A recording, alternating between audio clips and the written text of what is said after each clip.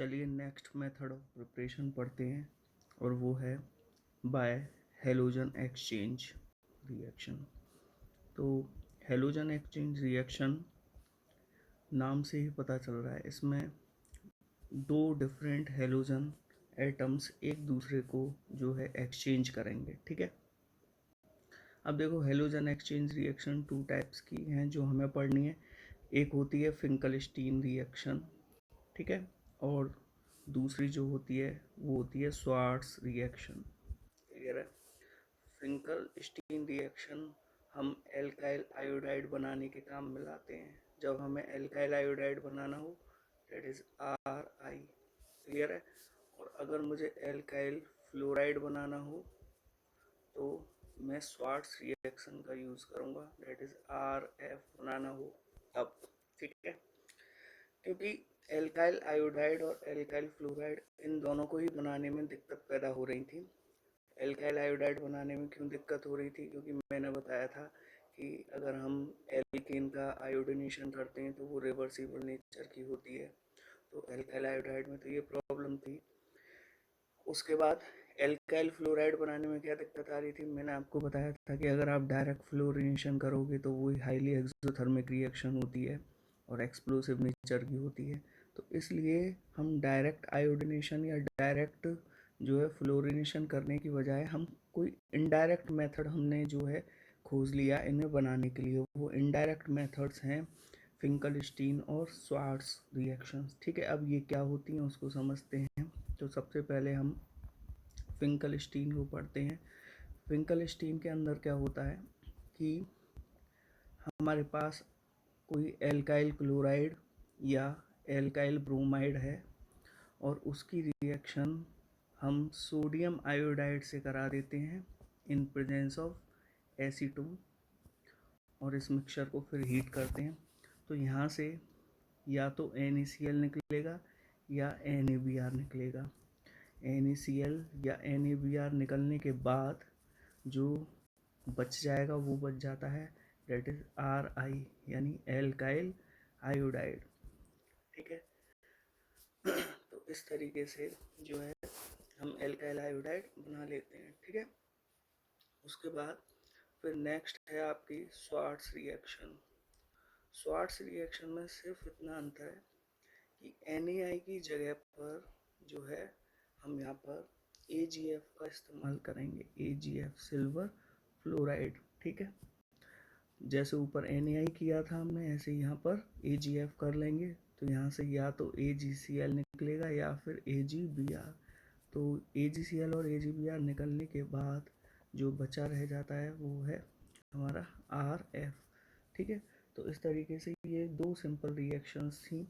इसमें मैं आपको एक चीज़ और बता देता हूँ कि कभी कभी AgF की जगह पर जो है हम Hg2F2 भी यूज़ कर सकते हैं। ठीक है, या फिर SbF3 भी यूज़ कर सकते हैं। ठीक है ना, क्लियर है? देखो मैं एक रिएक्शन करके दिखा भी देता हूँ, जैसे कि CH3CH2Cl। क्लियर है? और यहाँ पर अगर हम Hg2F2 लेते हैं, क्लियर है, तो क्योंकि ये हेलोजन एक्सचेंज रिएक्शन है, ये एक दूसरे को एक्सचेंज कर देंगे, यानी Cl की जगह F आ जाएगा।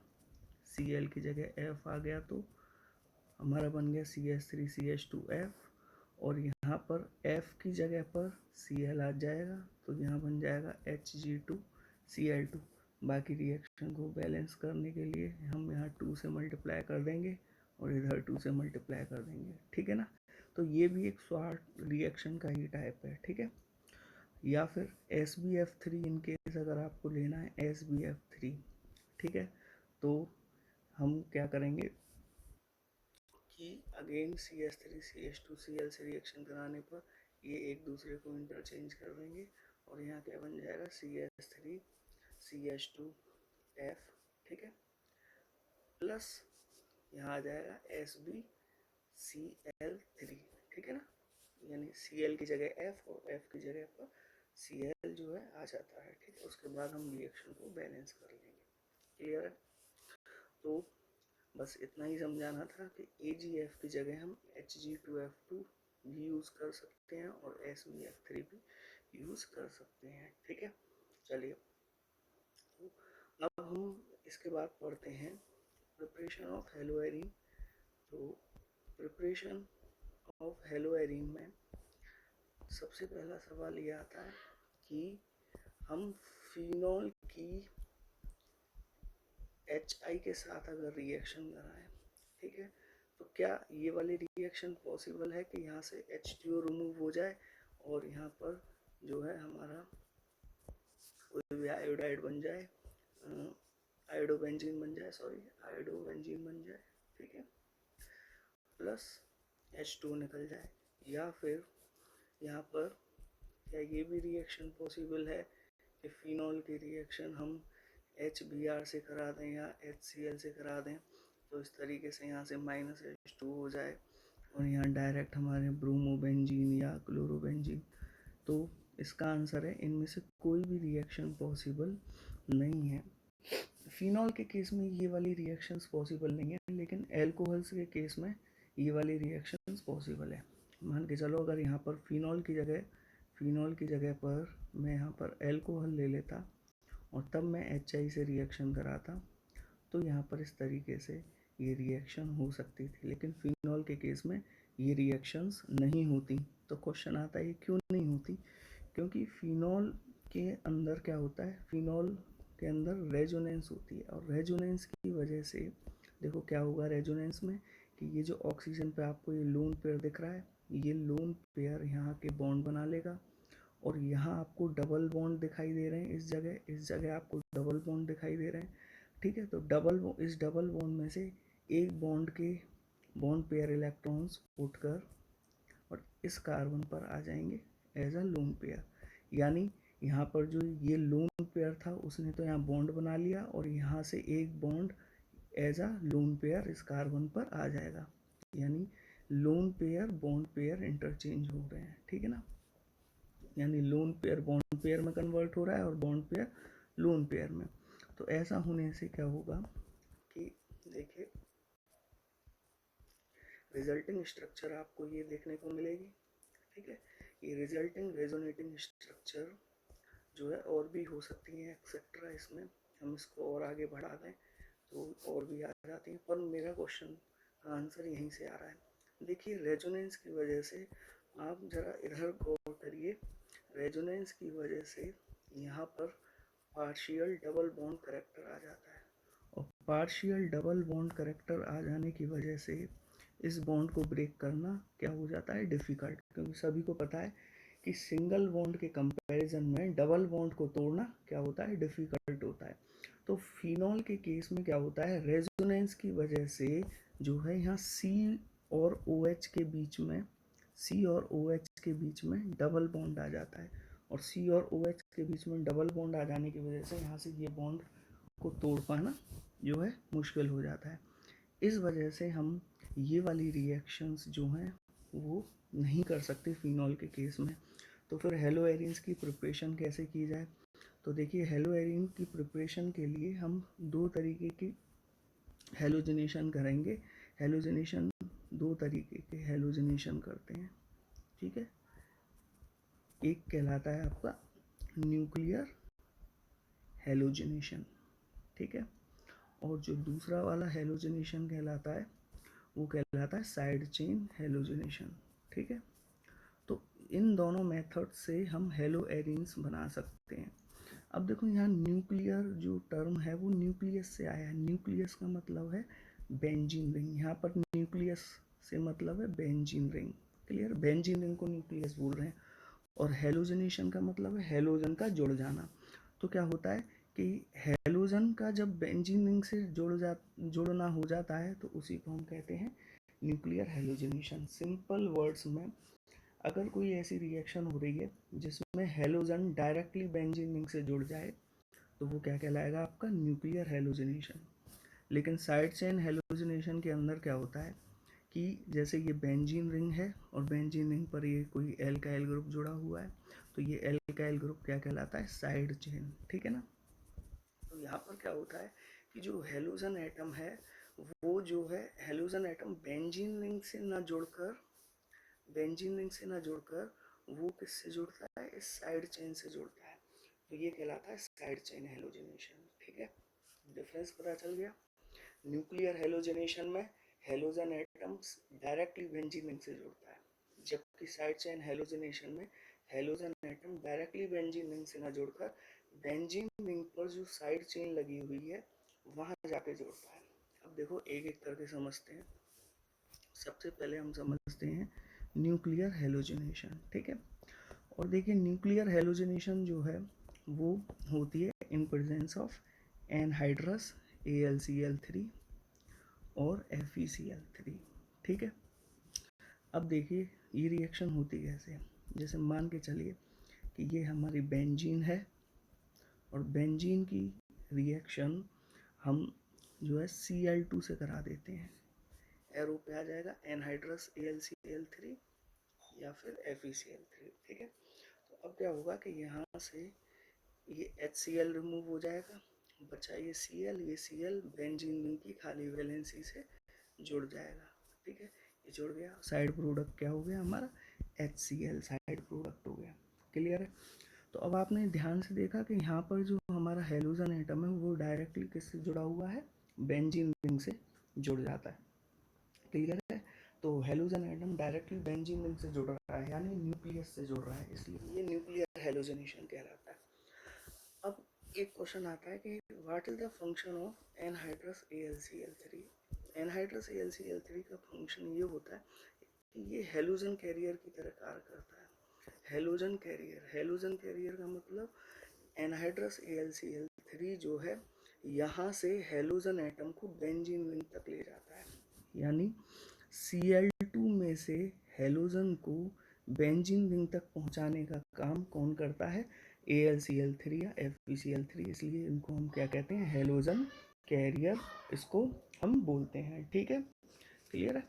अब देखो यहाँ पे भी एक बात और ध्यान रखनी है कि मैंने अभी आपको बताया था कि जैसे कि ये बेंजीन है और इसकी रिएक्शन हमने Cl2 से करा दी, तो इन प्रेजेंस ऑफ AlCl3 तो यहाँ से ये HCl निकल गया और यहाँ बन गया हमारा chloro benzene plus side product is HCl। अब मान के चलो कि अगर Cl2 इज इन एक्सेस, अगर Cl2 एक्सेस में है, लार्ज अमाउंट में प्रेजेंट है, तो रिएक्शन हमारी यहाँ नहीं रुकेगी, इससे आगे बढ़ जाएगी। इससे आगे कैसे बढ़ेगी कि क्लोरोबेंजीन जो है फिर वापस से एक्सेस ऑफ Cl2 से फिर रिएक्ट करेगा और अब की बार ये क्या होगा कि इस Cl के करस्पॉन्डिंग सेकंड और थर्ड पोजीशन पे जाके, सॉरी, ये इस Cl के करस्पॉन्डिंग सेकंड पोजीशन हुई और इस Cl के करस्पॉन्डिंग चौथी पोजीशन पर जाकर जो है Cl जुड़ जाते हैं।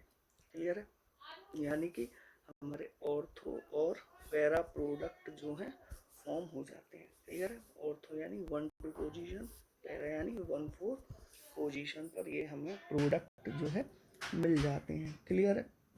अब ऐसे मान के चलिए कि अगर ये हमारे पास टॉलिन है, बेंजीन रिंग पर CH3 को हम क्या बोलते हैं, टॉलिन बोलते हैं, और टॉलिन की जब हम Cl2 से रिएक्शन कराएंगे इन प्रेजेंस ऑफ AlCl3, तो आपको पता होना चाहिए कि CH3 is ortho and para directing group, जिसका मतलब ये है कि ये यहाँ से Cl को निमंत्रण देगा कि वो किन किन पोजीशंस पे जाके जुड़ जाए, ऑर्थो और पैरा पर। इसी चीज़ को बोलते हैं ऑर्थो और पैरा डायरेक्टिंग। मतलब दोबारा से रिपीट कर रहा हूँ, CH3 is ortho and para directing group. इस बात का मतलब ये होता है कि CH3 सामने वाले को निमंत्रण देता है ऑर्थो और पैरा पोजीशन पर जुड़ने के लिए। तो अब सामने क्या है, Cl2, तो Cl2 के क्लोरीन एटम को निमंत्रण देगा अपने ऑर्थो और पैरा पोजीशंस पर जुड़ने के लिए, यानी कि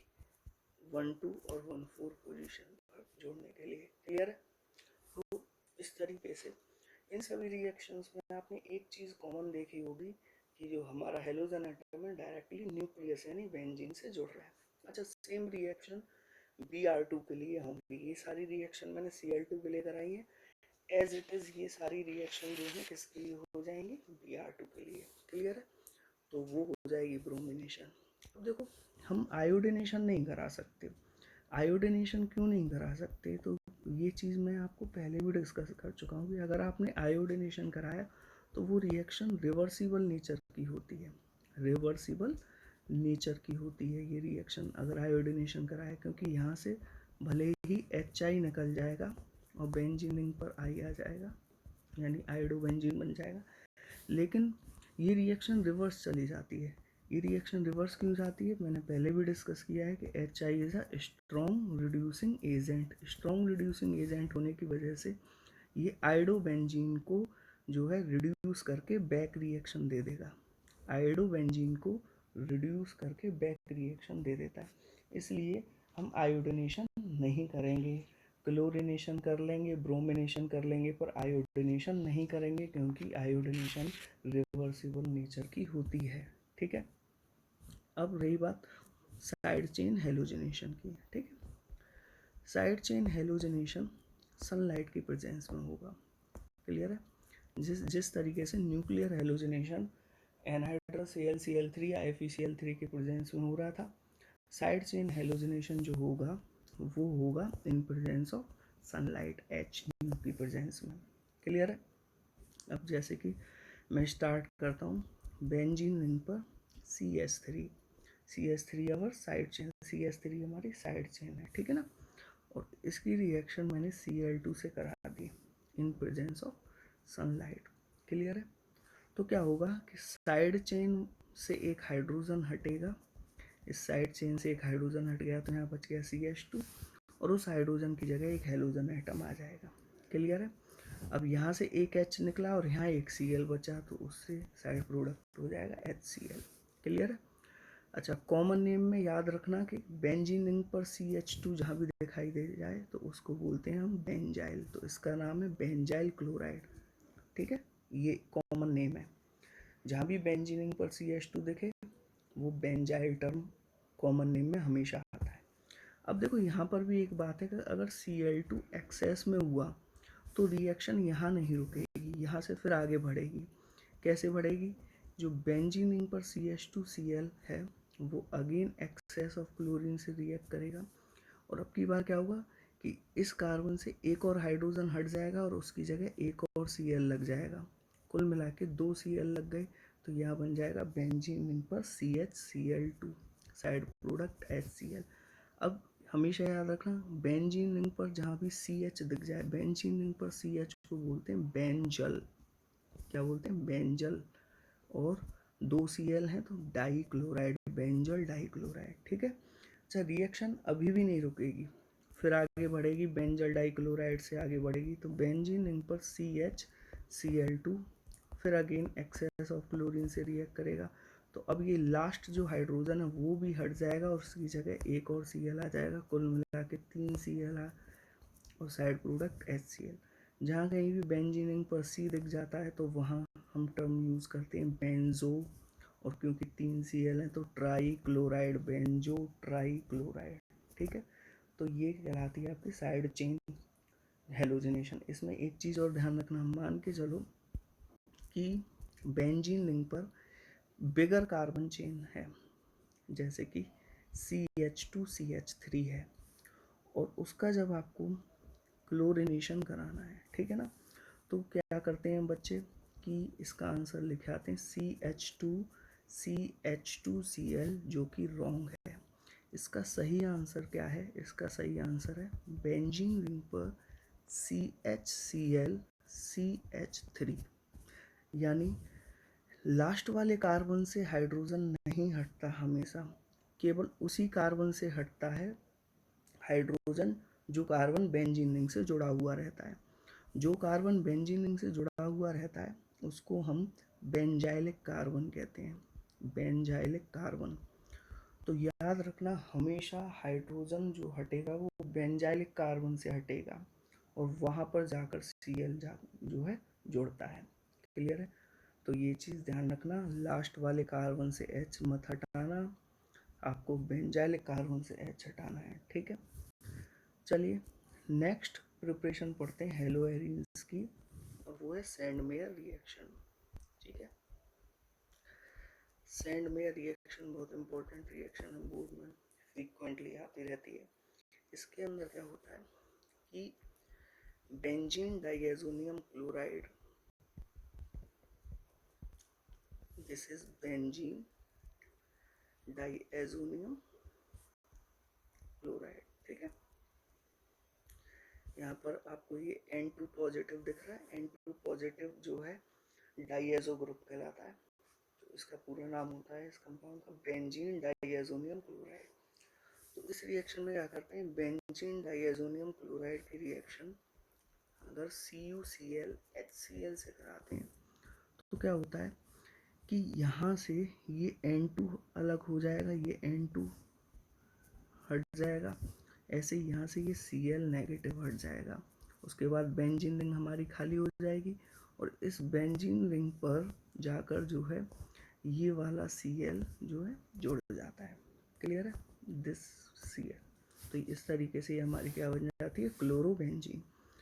अब मान के चलिए एक और रिएक्शन है, बेंजीन रिंग पर N2Cl यानी बेंजीन डाइएजोनियम क्लोराइड, और इसकी रिएक्शन अगर हमने CuBr HBr से करा दी तो अब की बार क्या होगा, यहाँ से N2 हट गया, यहाँ से Cl हट गया, N2 हट गया, Cl नेगेटिव हट गया, बेंजीन रिंग की वैलेंसी खाली हो गई।